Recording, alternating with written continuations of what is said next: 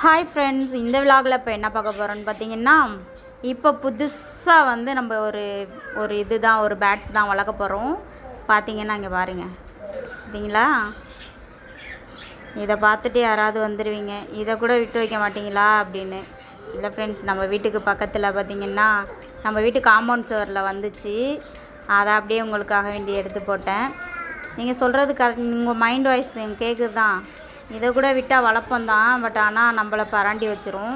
என்ன பண்ணுறது, பிடிக்க முடியல. அப்படி இருந்தும் ட்ரை பண்ணேன், பட் ஆனால் பிடிக்க முடியல.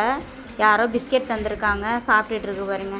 நான் போய் தக்காளி கொடுக்கலான்னு பார்த்தேன், கிட்ட போனாலே அப்படியே ஓட ஆரம்பிச்சிருச்சு. ஸோ அதனால தான் ரொம்ப ஜூம் பண்ணி எடுத்தோம் வீடியோ. பாருங்கள், அப்படி இருந்துமே கிளம்பிட்டாங்க.